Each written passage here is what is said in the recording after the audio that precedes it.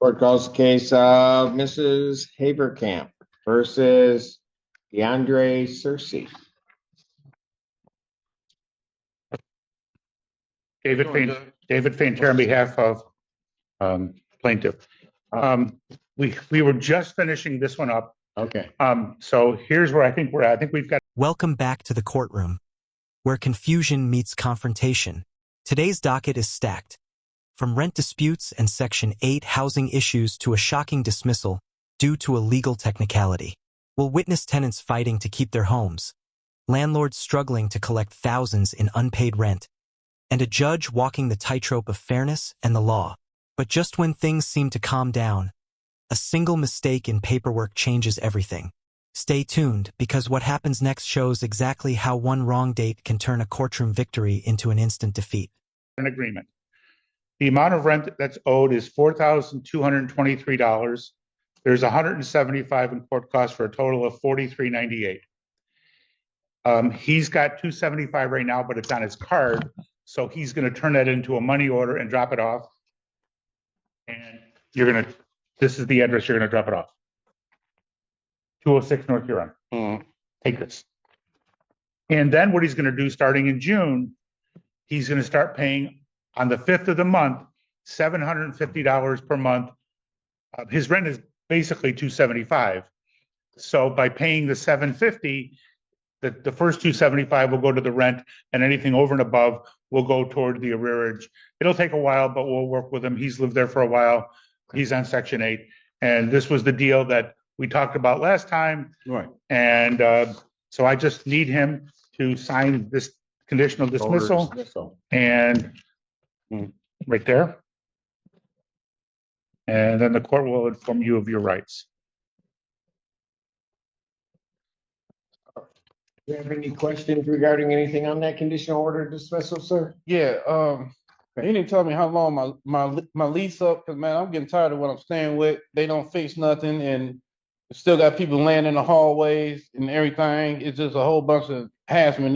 They hassle me over this money where it's been over like 3 or 4 landlords, and they don't get in touch with nobody. But right now, Section 8 on them because they not fixing my place, and Section 8 involved and they trying to kick me out. And I'm like, they didn't even fix it when they got to fix for me to order to even pass my my eviction to check the house out. Okay, so do you want to I don't think do you want to enter into this or no? I do, but $750, that's a lot. That's all my whole Social Security. This is the same thing he did last time. I'm okay with it, but I'm just putting suggestions out there. Because, I only get my Social Security is only like $645. Then I get $112. Then I got my tickets I paid off. I got to find where to do the yard work for that. Washington don't do that no more. I got all this stuff on. That's just like, it's okay, I can pay it, but I think that's too much. Even where I had to find a landlord and I got people on my side. But it sounds to me like you're not agreeing to this. I'm agreeing to it.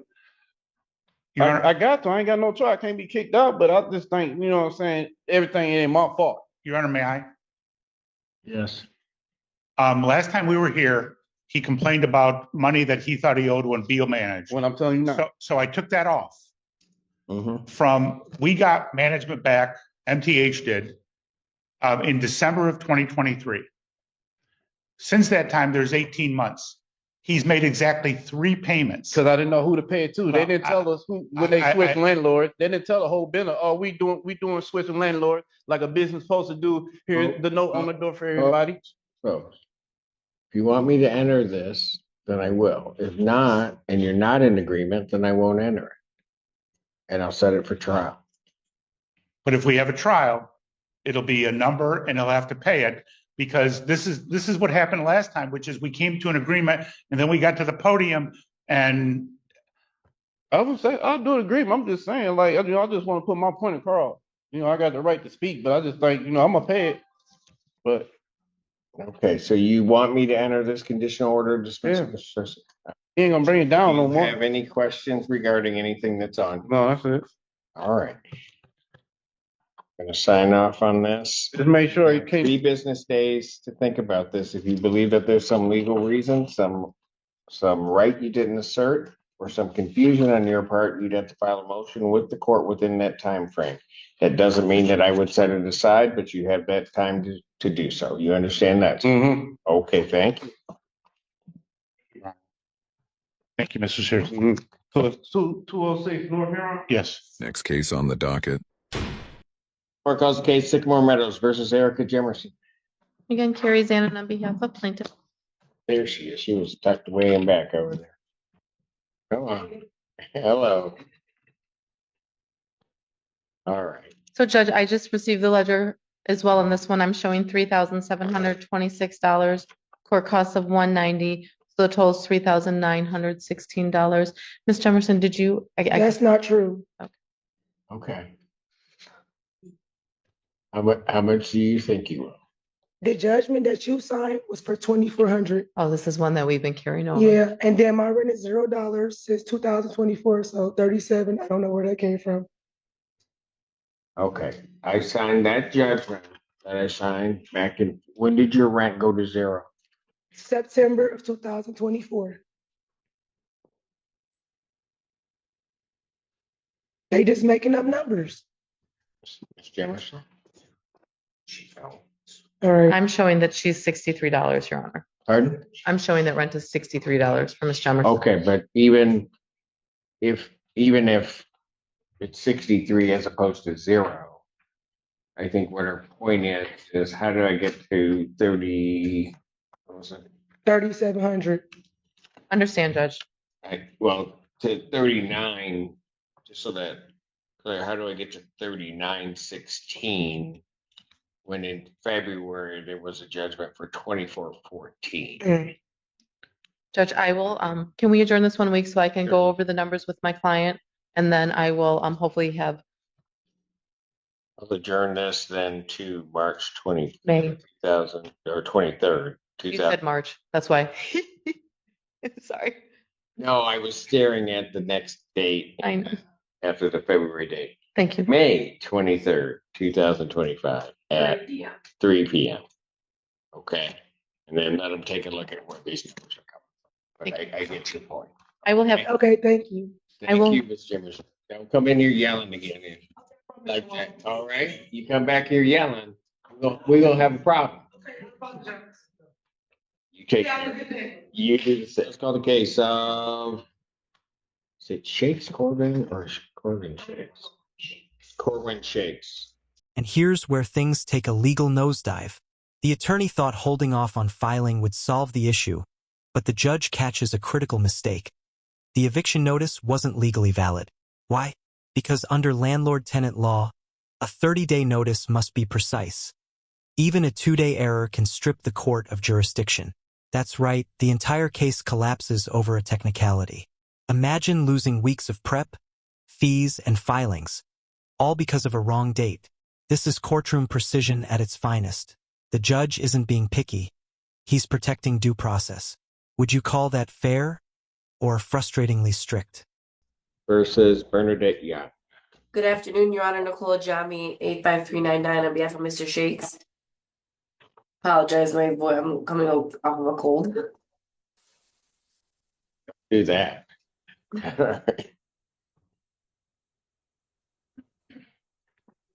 Hello, your name?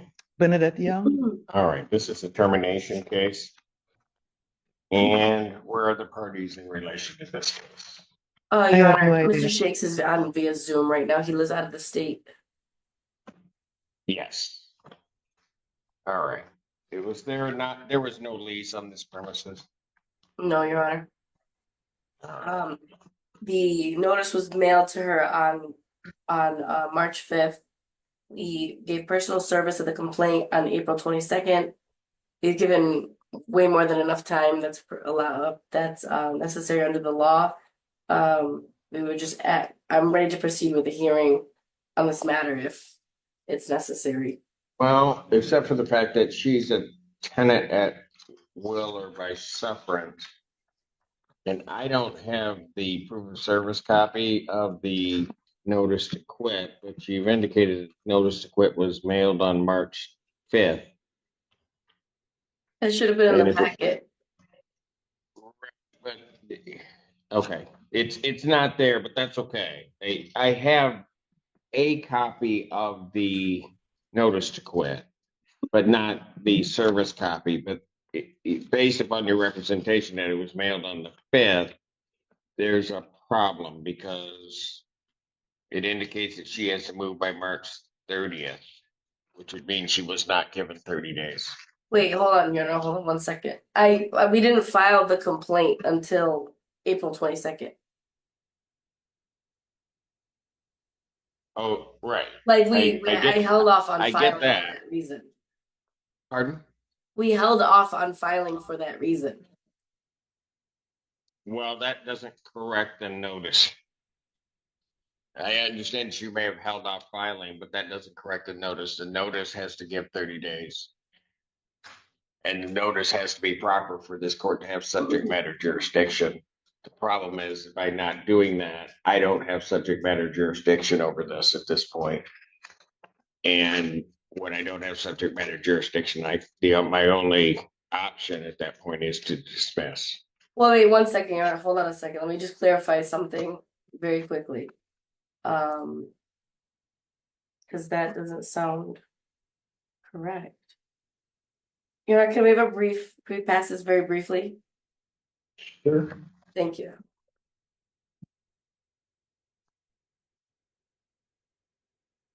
Ma'am, I'm gonna pass the matter, so you can have a seat.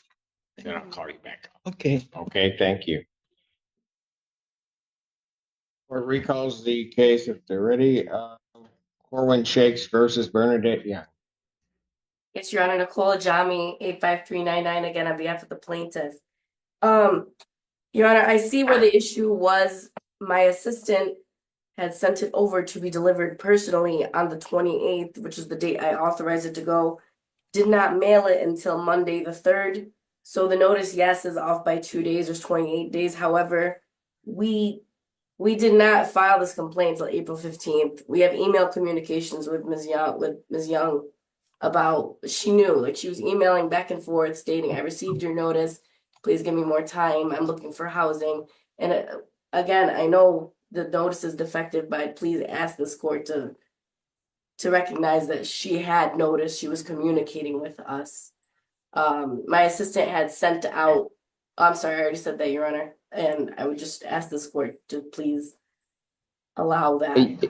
Yeah, no, I hear you, counsel, and it would be an Can we invalid amend it judgment. and can we adjourn and amend?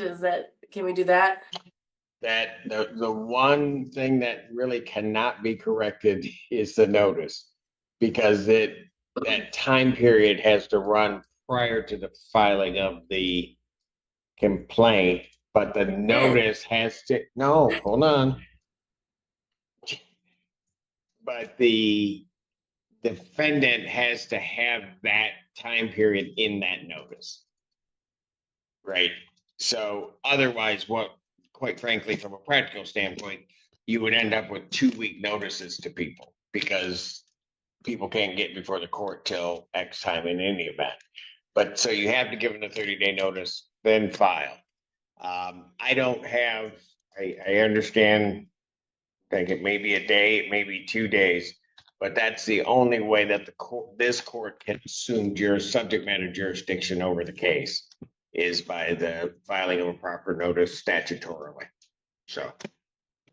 I understand. All right, this being the case, the court lacks subject matter jurisdiction.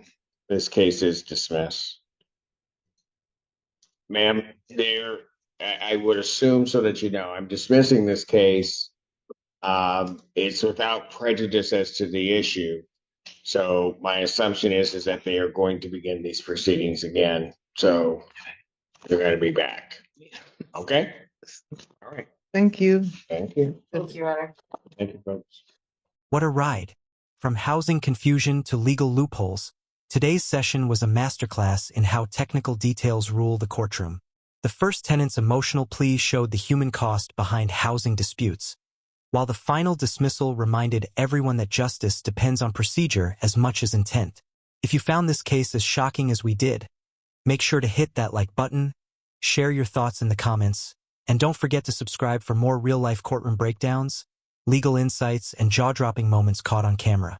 Until next time, stay sharp, stay informed, and remember, in court, every detail matters.